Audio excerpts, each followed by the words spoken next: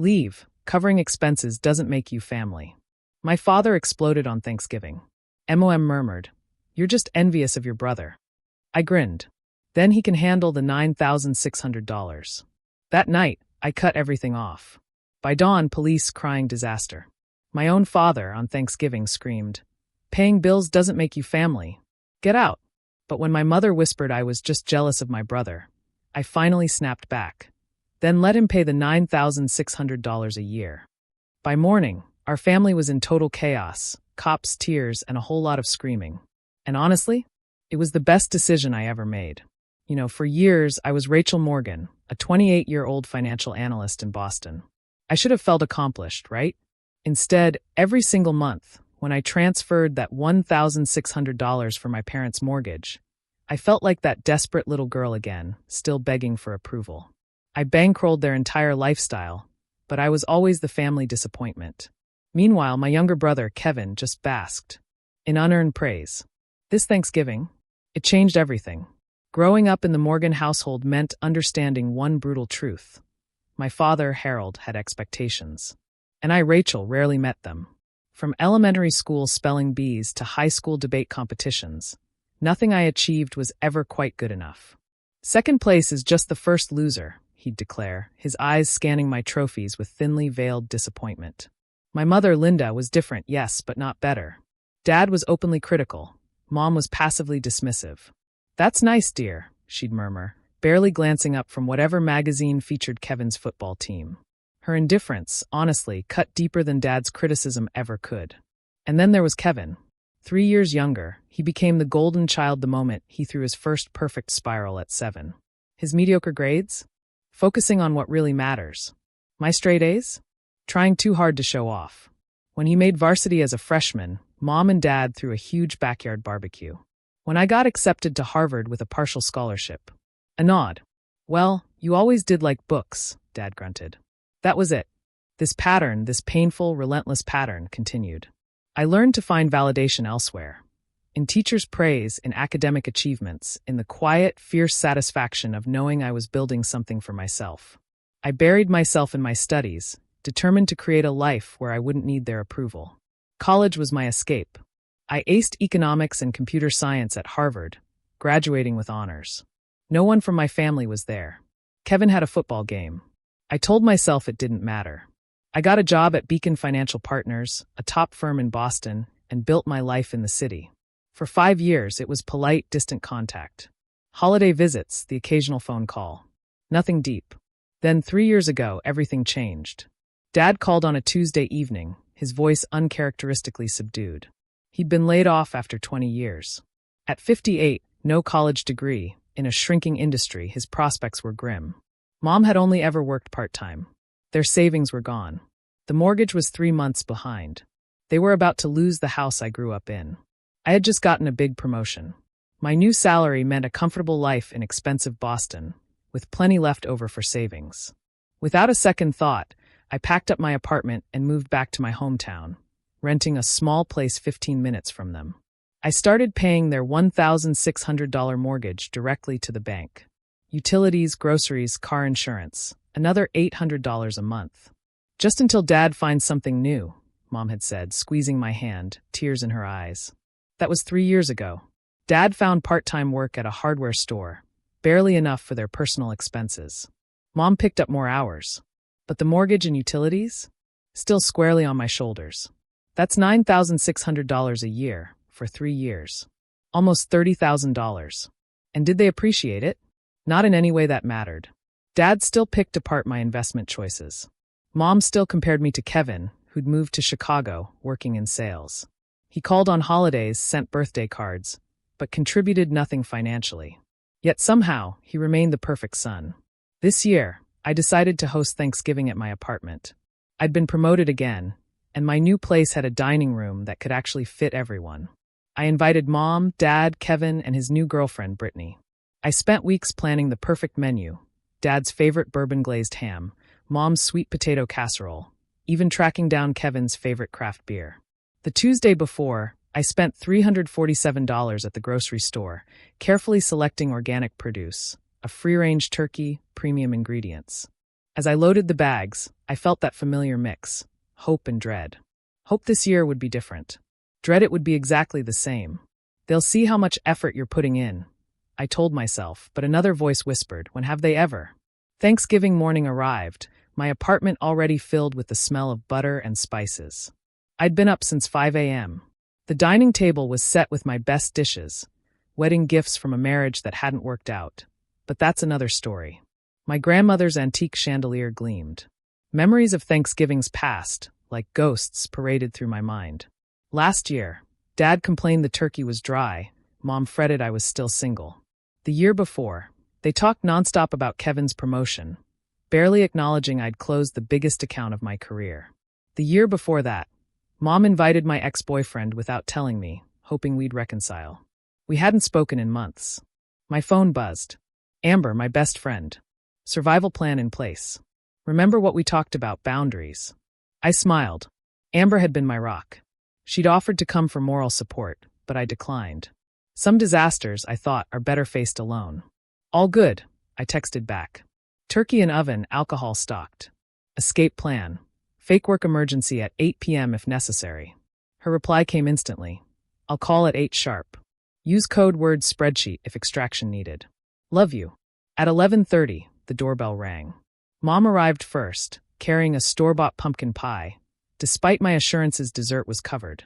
The table looks nice, she said, surveying my carefully arranged settings. But wouldn't it be better with the blue plates? These white ones are so corporate. I bit back the reminder that she always used white plates for holidays. Thanks for the pie, Mom. You can put it in the kitchen.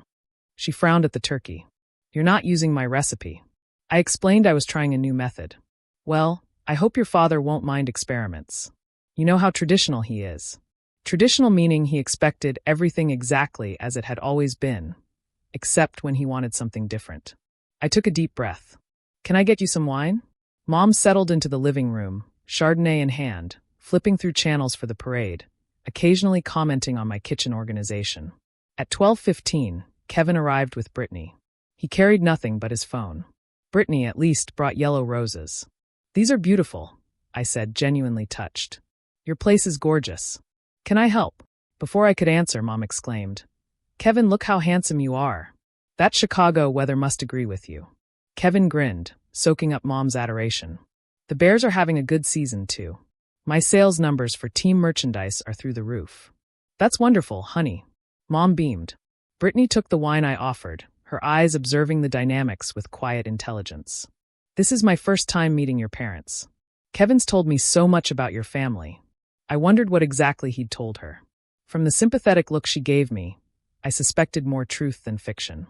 Dad arrived last at 12:45, 15 minutes before the meal. He carried a 6-pack of domestic beer, despite the craft selection I'd bought.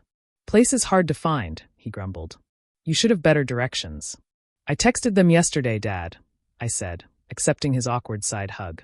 Well, smells good in here anyway, he conceded, which from him was high praise. As I basted the turkey, I overheard Dad in the living room. Rachel's going all fancy on us this year. Probably trying to show off with all that Boston money. Mom offered a half-hearted reprimand. What? It's true. All these fancy dishes and expensive wines. Who's she trying to impress? I gripped the counter, knuckles white. $347 in groceries. $1,600 mortgage. $800 in utilities. All for them. And this was the thanks I got. When Kevin wandered into the kitchen for beer, I was still seething. Hey sis, he said, oblivious. Dad brought Budweiser. Got any in the fridge? There's craft beer in there, I replied. I got that IPA you mentioned liking. Kevin shrugged. Dad says those fancy beers are just for people who want to feel special. I bit my tongue so hard I tasted blood. Take whatever you want, Kevin. As he rummaged, I checked the turkey one last time. Perfect golden brown skin. Right on schedule. At least something was going according to plan. At precisely 1 p.m., I announced dinner was ready. Everyone took their assigned seats. The spread looked like something from a food magazine. Dad surveyed the feast and frowned. Where's the stuffing? It's right here, I said, pointing. Cornbread stuffing with sausage and apples. He poked at it suspiciously. Doesn't look like your mother's stuffing. And so it began. Let's say grace, Dad announced, grabbing Mom's hand in Kevin's. We formed our traditional circle. Lord, he began. We thank you for this food and for bringing our family together. We're especially grateful for Kevin making the trip, for his continued success, and for Brittany joining our family circle. We ask your blessing on this meal and on our family bonds, which are more important than any material possessions or worldly success. Amen. My eyes stayed closed a beat longer. Not in prayer, but disbelief. Not a single word of thanks for the meal I'd prepared, the home I'd provided for the gathering, the financial support that kept their home from foreclosure. I caught Brittany's gaze across the table. A flash of recognition. She noticed, too. The turkey looks great, Rachel, Brittany offered as we passed dishes. Yes, not bad, Mom agreed, in a tone she might use to praise a child's finger painting, though I usually leave it in a bit longer. It's perfectly cooked, Brittany countered, slicing her piece. Moist but fully done. Did you brine it? Yes, overnight with herbs and citrus, I replied, warming to her genuine interest. Fancy, Dad muttered, helping himself to more ham than turkey. Kevin, already on his second beer, steered the conversation to safer territory. So, Dad, did you watch the Bears game? For 20 minutes, they discussed football. Mom interjected questions about Brittany's job as a pediatric nurse. I ate silently, wondering why I'd bothered with organic heirloom vegetables and imported cheeses when no one, except Brittany, seemed to notice or care. Rachel, how's work? Brittany asked, trying to include me. Before I could answer, Mom jumped in. Oh, she's still at that financial place. Always working such long hours. She turned to Kevin. Nothing like your job where you get to meet all those interesting sports people. Actually, I said, setting down my fork. I was promoted to senior investment strategist last month. I'm managing a portfolio worth over $300 million.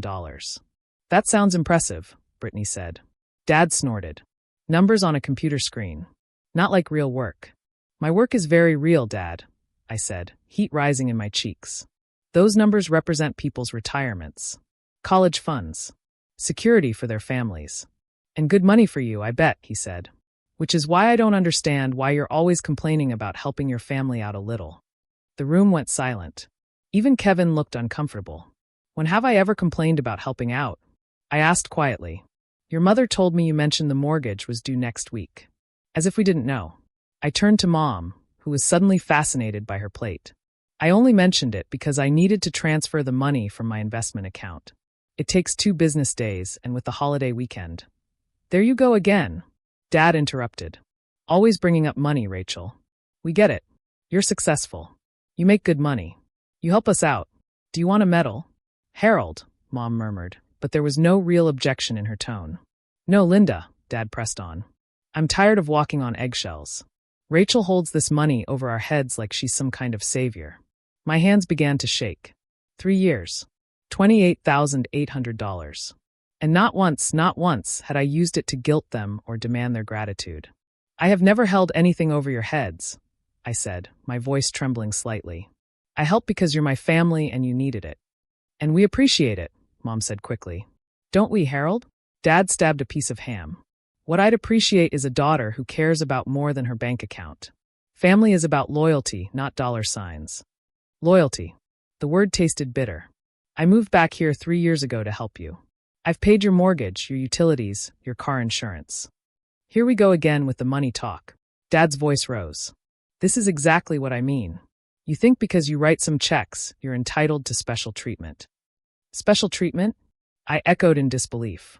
When have I ever received special treatment in this family? Kevin shifted uncomfortably. Maybe we should talk about something else. No, I said firmly. I want to know what Dad means by special treatment. Do you mean acknowledgement? Basic gratitude? Because I haven't seen much of either. You want gratitude? Dad's face flushed red. Fine. Thank you, Rachel, for doing what any decent daughter would do for her parents. There. Happy now. Something snapped inside me. A decent daughter. What about a decent father? One who doesn't constantly criticize and diminish his child's achievements? One who shows an ounce of appreciation when that child sacrifices her own financial security to save his house? That's enough. Dad slammed his hand on the table, making the plates jump. I won't be spoken to like this in. Well, I would say my house, but I guess you'd remind me it's technically your house, wouldn't you? It's my apartment that I pay for, yes, I said quietly. Just like I pay for your house. Dad stood up so abruptly his chair tipped backward. Get out, he shouted. Paying bills doesn't make you family. Get out. The absurdity of being told to get out of my own home might have been funny if it weren't so painful. Brittany looked horrified. Kevin stared at his plate. Mom reached for Dad's arm. Harold, please. It's Thanksgiving. He shook her off. I won't sit here and be disrespected by my own daughter. Disrespected. I laughed, a hollow, bitter sound. That's rich coming from you. Mom leaned toward me, her voice a harsh whisper. You're just jealous of your brother. You always have been. He knows how to be part of this family without turning everything into a transaction. Her words hit like a physical blow. After everything I had done, everything I had sacrificed, this was what she truly believed. I stood slowly, a strange, terrifying calm settling over me. You're right, Mom. My voice was eerily steady. Kevin does know how to be part of this family. He calls on holidays, sends birthday cards, and contributes absolutely nothing to keeping you in your home. I turned to my brother. No offense, Kevin. He had the grace to look ashamed. I smiled, a calculated expression that felt foreign on my face. So, you know what? You're absolutely right. Let Kevin be the perfect child. Let him take over the mortgage payments and the utilities and everything else. That's $9,600 a year that I'll be keeping from now on. Dad's face paled. Now, Rachel, there's no need to be dramatic. I'm not being dramatic, Dad. I'm being transactional. Remember? And this transaction is officially terminated. I walked to the door and held it open. Dinner's over. Please leave. Rachel, Mom began, but I cut her off.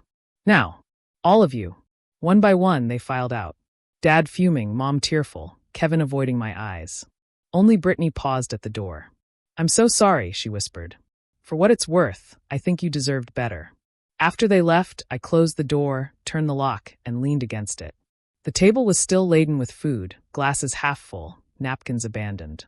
$347 in groceries. $28,800 in support. And now freedom. At a price I was finally willing to pay. I grabbed my car keys, needing to escape the suffocating silence. For 2 hours, I drove aimlessly. Past the high school where I'd graduated valedictorian to minimal applause. Past the park where Dad taught Kevin to throw a football, but never attended my debate competitions. Past the library where Mom worked, but never displayed my academic awards alongside Kevin's sports trophies. Memories flooded back. The national essay contest in 10th grade, Dad saying, "It's just writing. Anyone can put words on paper." Mom forgetting me at math club because Kevin had a scrimmage, leaving me in the rain for 2 hours. Using my college fund to buy Kevin a car. My phone buzzed. Amber. Hey, I answered, my voice thick with unshed tears. Rachel, what's wrong? Did something happen at dinner? Her concern cracked my composure.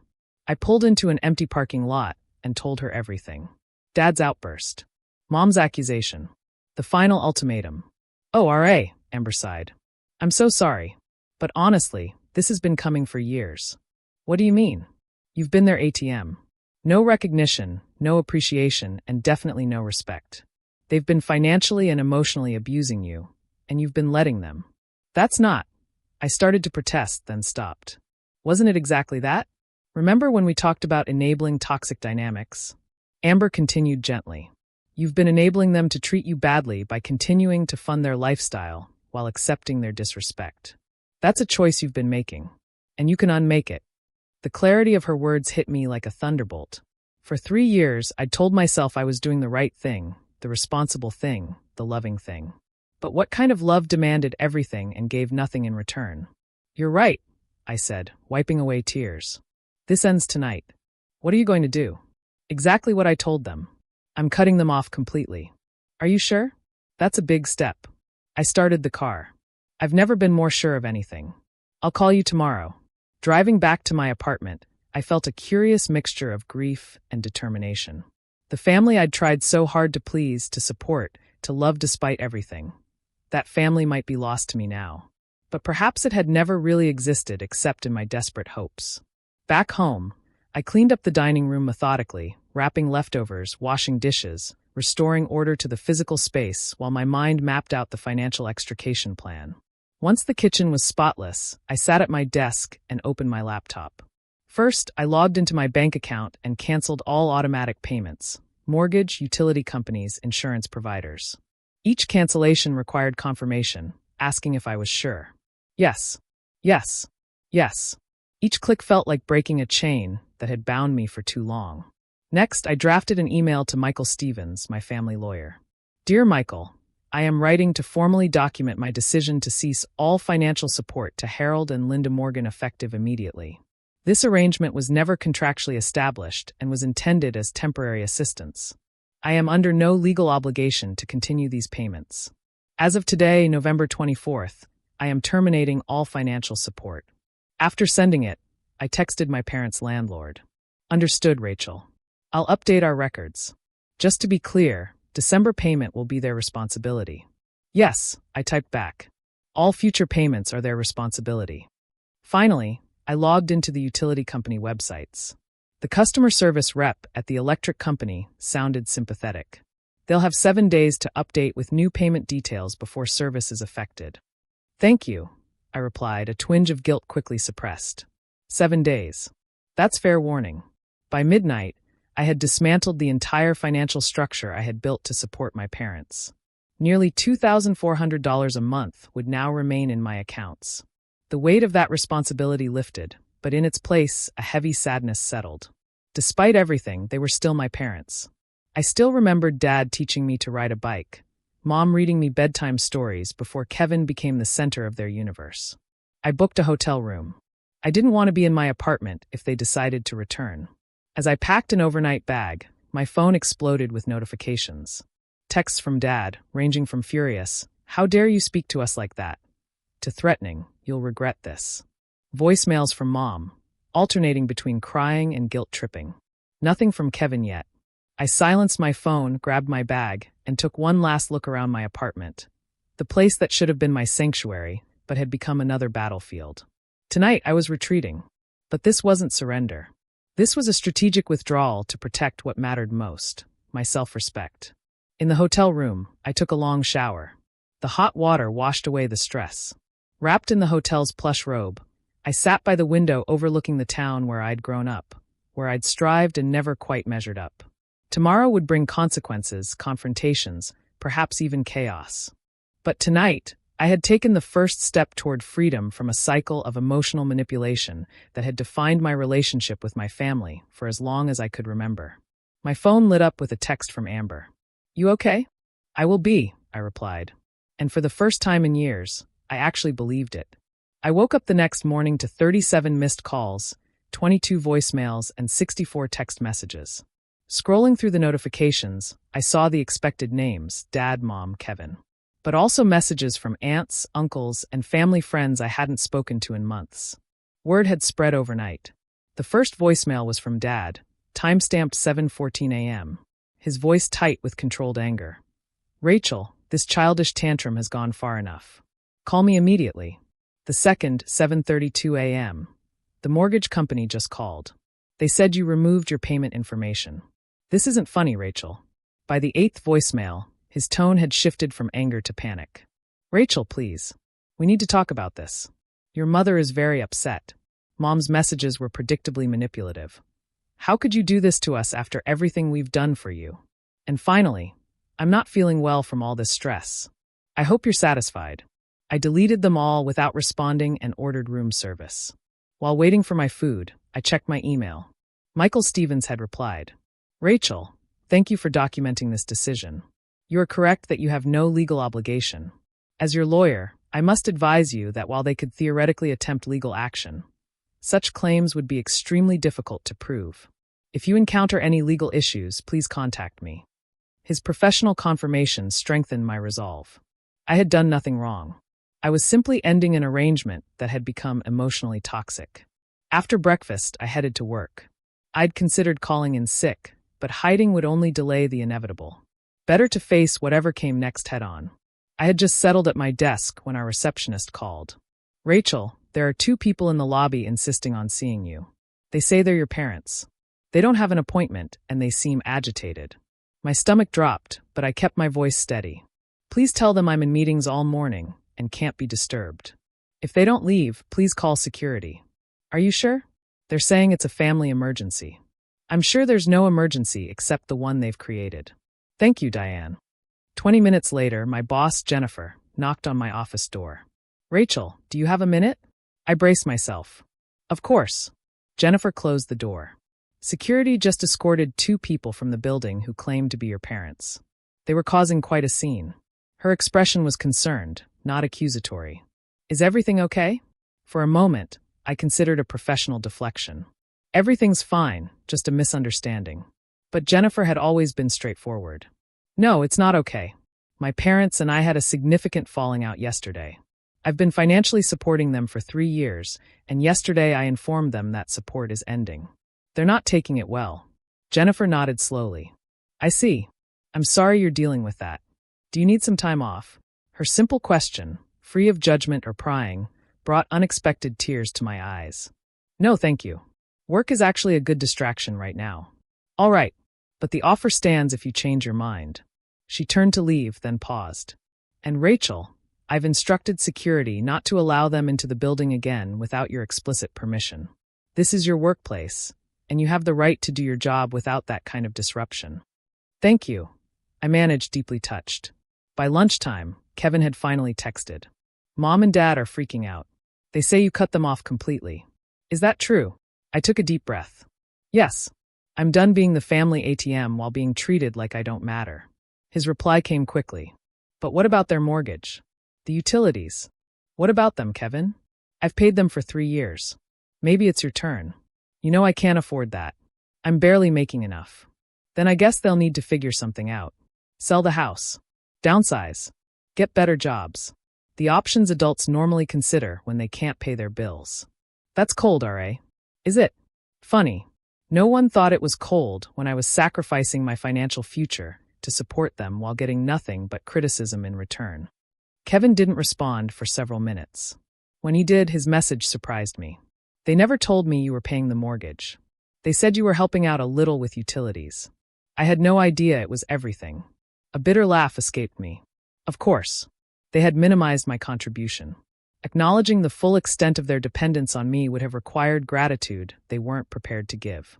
Well, now you know, I texted back. And now it's over. That afternoon, I received a call from the mortgage company. I almost declined it. Miss Morgan, this is Trevor from Homestead Mortgage. Yes, I've removed my payment information. I will no longer be making payments. I understand. The primary account holders are attempting to make arrangements, but they've asked that I speak with you directly. They claim there's been a misunderstanding. There's no misunderstanding. I voluntarily paid their mortgage for 3 years. I am now voluntarily stopping. That's all. Yes, ma'am. I'll update our records accordingly. By evening, the situation had escalated. My phone showed a missed call from my Aunt Susan, Mom's sister, followed by a blistering text message. Rachel, I can't believe you would do this to your own parents. They gave you everything growing up. And this is how you repay them? By throwing them out on the street? Your mother is in tears. Your father is talking about having to sell the house. Is that what you want? To destroy your family over money? I didn't bother responding. Aunt Susan had always parroted my mother's version of events without question. She had no idea what the reality had been. As I drove home from work, I spotted a familiar car in front of my apartment building, Dad's old blue Ford.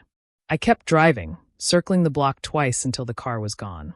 They were trying to ambush me at home now. I needed a better plan than hotel hopping. Just as I finally parked, my phone rang, unknown number. Hello, Rachel. It's Brittany, Kevin's girlfriend. Brittany, is everything okay? Not really. I'm calling because, well, I think you should know what's happening. Your parents showed up at your apartment earlier. When you didn't come home, your dad tried to use his key. His key? He doesn't have a key to my apartment. That's what the neighbor said when he came out and asked what they were doing. Your dad claimed he was your father and had a right to enter. The neighbor called the police. My blood ran cold. The police? Yes.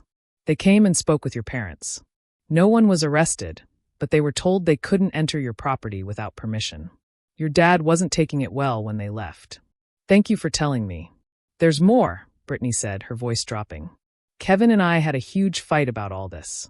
He kept saying you were being selfish, and I told him he was being blind. That from what I saw yesterday and what he's told me about growing up, you've been treated unfairly for years. He didn't want to hear it. I'm sorry, I said, genuinely meaning it. I never meant to cause problems. You didn't. This revealed problems that were already there. She paused. Anyway, I thought you should know about the police and that not everyone thinks you're wrong. What you did took courage. After thanking her again, I called the local police non-emergency line to file a report and request additional patrols. We'll make a note to increase patrols in your area for the next few days, the officer assured me. If they return, call 911 immediately. That night, I slept fitfully, jumping at every sound. By morning, texts from various family members continued to pour in. My cousin Melissa, always the family gossip, sent the most revealing message. OMG, the whole family is talking about your parents getting police called on them at your apartment. Your mom told everyone you're having some kind of breakdown, and they were just checking on you. What is actually happening? I decided to reply with simple facts. I stopped paying their bills after years of financial and emotional abuse. They tried to enter my apartment without permission. A neighbor called the police. I'm not having a breakdown. I'm finally standing up for myself. Melissa's response, whoa, that's not what they're telling everyone. I'm sure it's not, I wrote back. But it's the truth. As the day progressed, the utilities at my parents' house began shutting off one by one. I learned this through increasingly frantic messages from Mom. The internet just went out. Now the electricity is gone. In November, it's freezing in here. The water company says service will be disconnected tomorrow. I didn't respond. This was exactly what I had warned would happen. The consequences of their actions and mine were unfolding as expected. 1 week after Thanksgiving, I sat in Dr. Sarah Collins's office. I had never been to therapy before, but after 7 days of emotional warfare, I needed professional guidance. So, Dr. Collins said after I'd related the events, you made a significant change in a long-established family dynamic. That's bound to create ripple effects. How are you feeling about your decision now? I considered the question. Guilty sometimes. Relieved other times. Sad almost always. She nodded. All normal reactions. You've disrupted a dysfunctional system that, while harmful to you, was at least familiar and predictable. Change, even positive change, often brings grief. But should I have done it differently? Less abruptly? Given them warning. Would warning have changed the fundamental dynamics at play? She asked. No, I admitted. They would have tried to guilt or manipulate me, or made promises they wouldn't keep. Then perhaps the abruptness was necessary. Sometimes a clean break is kinder than a prolonged separation. We continued talking, exploring the patterns, the role I had played, and strategies for setting and enforcing boundaries. By the end of the session, I felt more grounded, more certain I had made the right choice, however painful. As I left, Dr. Collins said something that stayed with me. Remember, Rachel, reconciliation may be possible someday, but it requires change on both sides, not just yours. Don't accept responsibility for healing a relationship that others aren't willing to examine honestly. Outside the office, I checked my phone. An unexpected message from Kevin. Can we meet for coffee? Just us. No parents, no drama. We met at a cafe downtown, neutral territory. Kevin looked tired, circles under his eyes. Thanks for coming, he said. You look terrible, I replied, not unkindly. He attempted a smile. Yeah, well, it's been a rough week for everyone. I agree. Kevin stared into his coffee. I broke up with Brittany. I'm sorry to hear that. Don't be. She was right about a lot of things. He looked up at me, including how unfairly you've been treated. This was not what I had expected. Go on. After everything blew up, I started thinking about growing up. Really thinking, not just the highlight reel mom and dad always focus on. And I realized you got a raw deal, RA. They were always harder on you, always expected more, always gave less. I benefited from that. And I never said anything. No, you didn't, I said, unwilling to make this easy for him. I should have. I'm sorry. He took a deep breath. But that's not why I wanted to meet. I wanted to tell you that I've taken over the utility payments. Not the mortgage yet. I really can't swing that on my salary, but I'm covering electric, water, internet.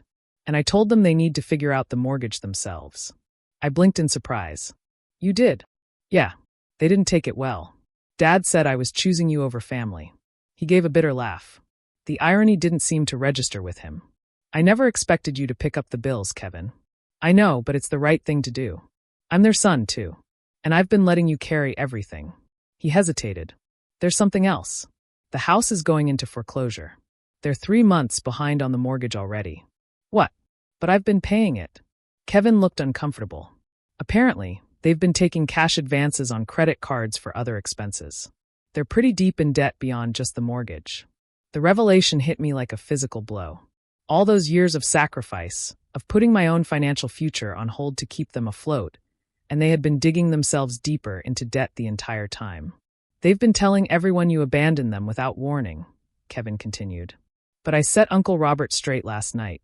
He was pretty shocked to learn you'd been paying their mortgage for 3 years.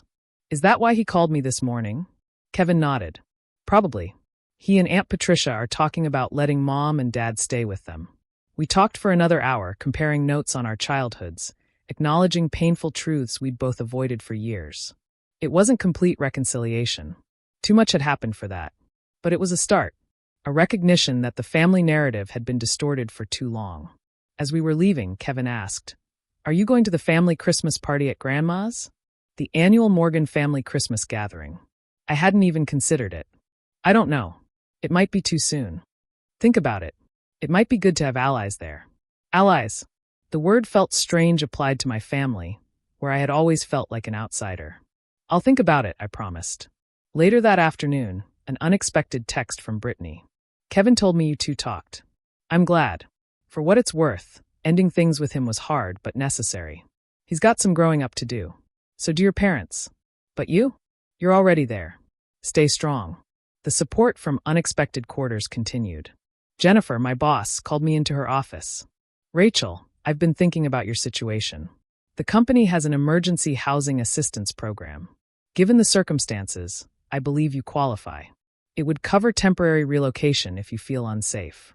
That's incredibly generous, I said, touched. But I think I'm okay for now.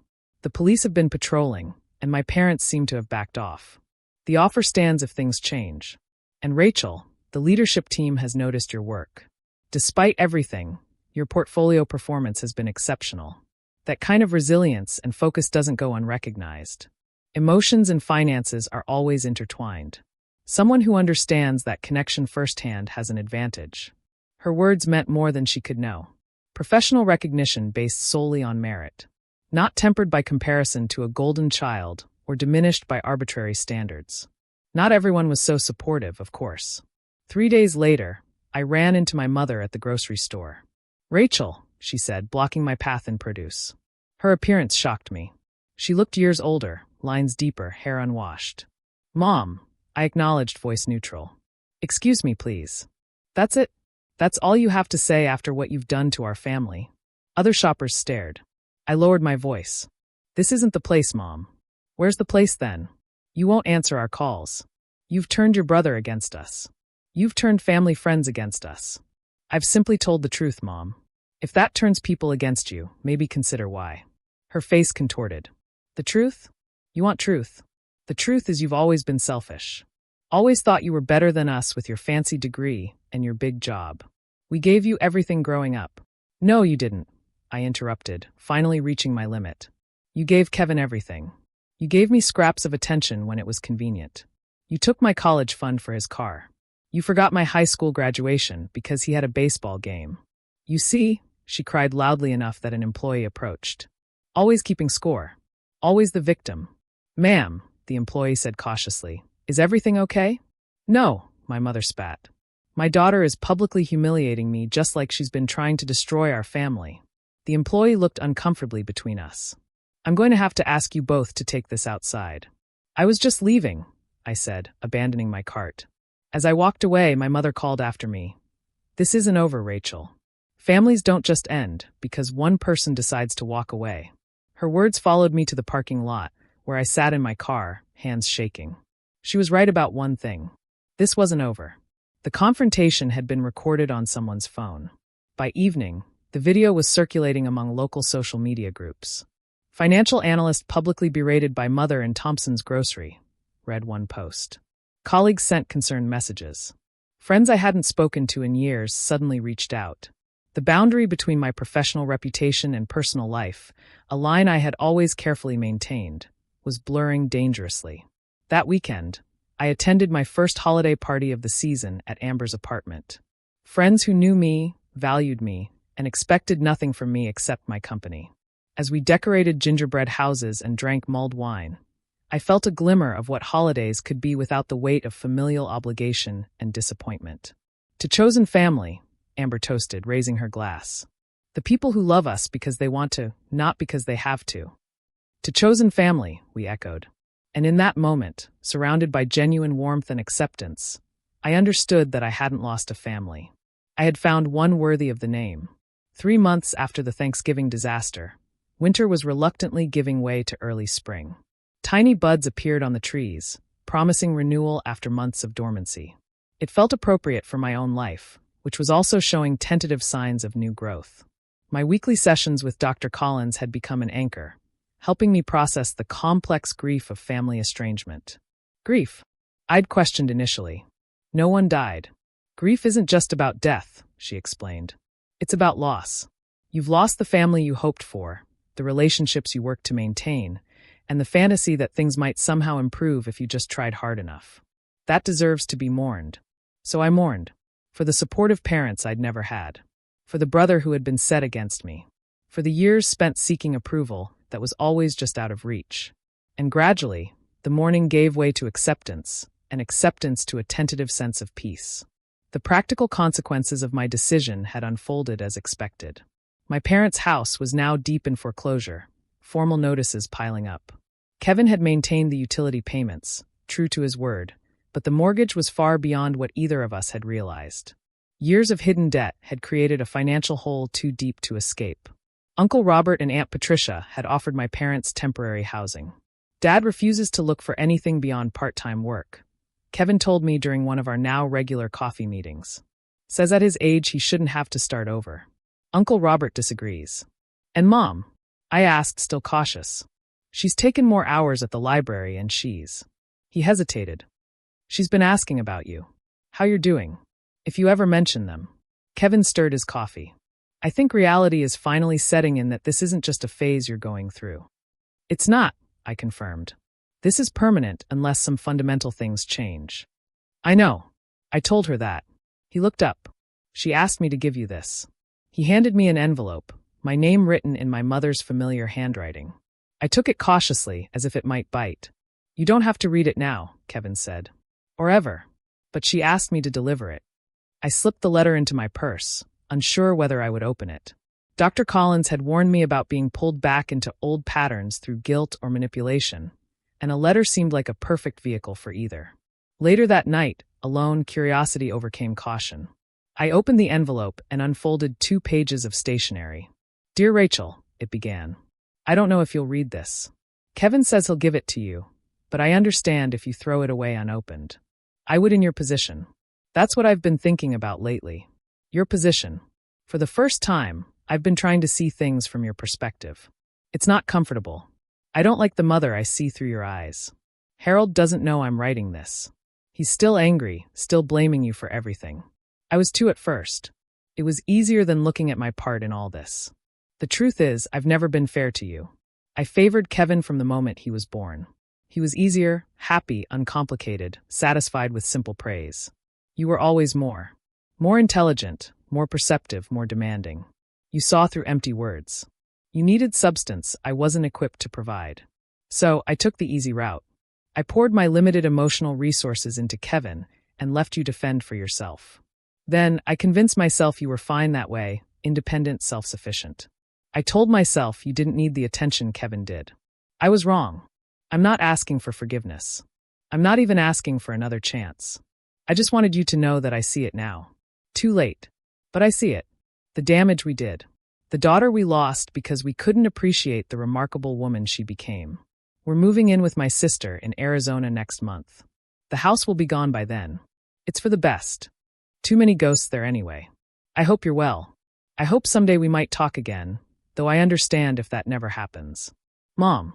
I read the letter 3 times, searching for the usual manipulations, the guilt trips, the subtle jabs. They weren't there. Instead, I found something I had never expected from my mother. Accountability. Limited, belated, but real. I didn't respond immediately. Instead, I brought the letter to my next therapy session. This seems like a significant step for your mother, Dr. Collins observed. But remember, one letter doesn't erase years of behavior. If there's to be any reconciliation, it would need to be gradual, with clear boundaries and consistent change over time. I'm not sure I even want reconciliation, I admitted. Part of me feels lighter without them in my life. That's valid too. You're not obligated to rebuild relationships simply because you share DNA. The question is, what serves your well-being now? And going forward, what served my well-being turned out to be continuing the separation, while acknowledging my mother's letter with a brief, civil response. Mom, thank you for your letter. I appreciate the reflection it represents. I'm not ready for further communication at this time, but I wish you well in Arizona. Rachel. Short, neither warm nor cold, leaving the door neither fully closed nor wide open. It was all I could honestly offer. With Kevin, things continued to improve gradually. Our shared history created a bond that, while damaged, wasn't beyond repair.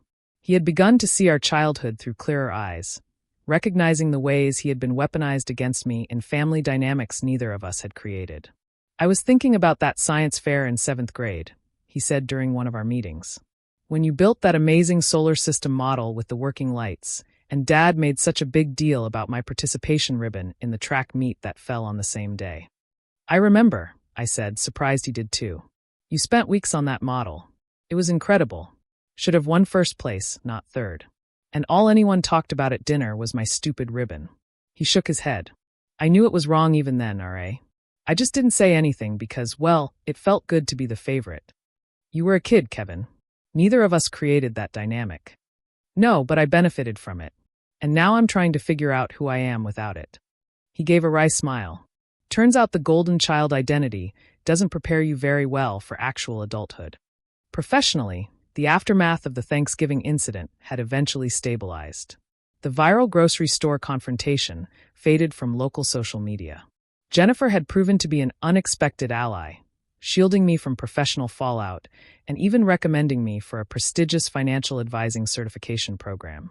Your ability to maintain excellent work while handling personal challenges shows exactly the kind of resilience our top clients need, she told me. Emotions and finances are always intertwined. Someone who understands that connection firsthand has an advantage. As spring advanced, I created new traditions and connections. Sunday brunches with Amber and our circle of friends. Volunteer work at a financial literacy program. A tentative first date with Michael, a kind-eyed architect I met through volunteering. One unseasonably warm Saturday in late April, returning from a run, I spotted a familiar figure near my apartment building. My father, looking older and somewhat diminished in the bright sunlight. My steps slowed. Dad. He turned, clearly nervous. Rachel. I wasn't sure you'd talk to me. That depends on what you want to say.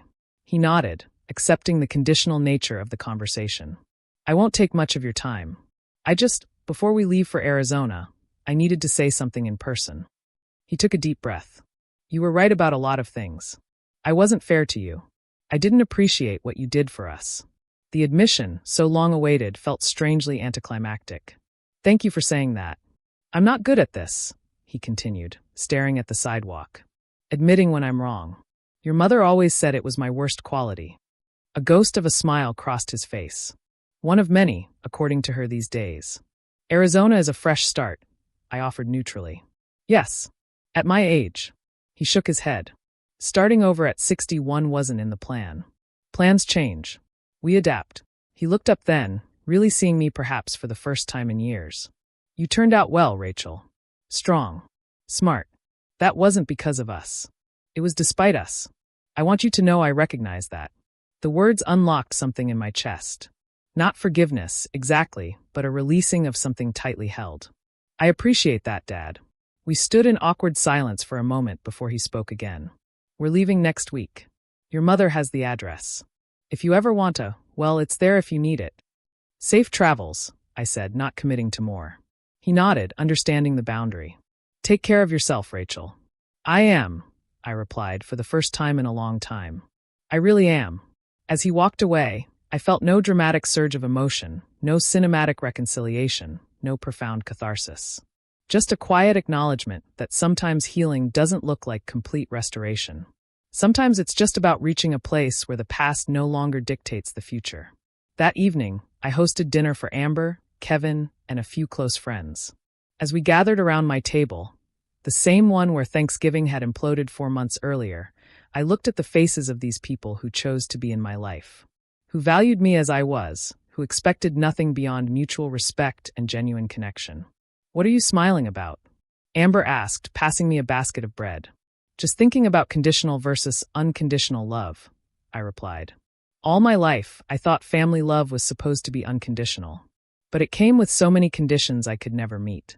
And here, with friends, where we could walk away at any time, this feels more unconditional than anything I grew up with. Kevin raised his glass to finding the right conditions to thrive and the courage to create them when necessary. As our glasses clinked, I realized that the family I had lost had never really existed except in my desperate hopes and futile efforts. What I had found instead, self-respect, true friendship, honest connection, and yes, even a cautiously healing relationship with my brother, was real, solid, and mine to keep. The journey hadn't been easy. The $28,800 I had spent might never be repaid. The emotional cost had been higher still. But as I looked around at my chosen family, I knew with absolute certainty it had been worth every penny. So tell me, what would you have done in my place? Have you ever had to make a difficult choice between supporting family and protecting your own well-being? What boundaries have you set in your relationships? I'd love to hear your thoughts in the comments below. Don't forget to like this video if it resonated with you. Subscribe for more stories of personal growth through difficult situations, and share with someone who might need to hear that it's okay to choose yourself sometimes. Thank you for listening to my story, and remember, true family supports your wings, not clips them.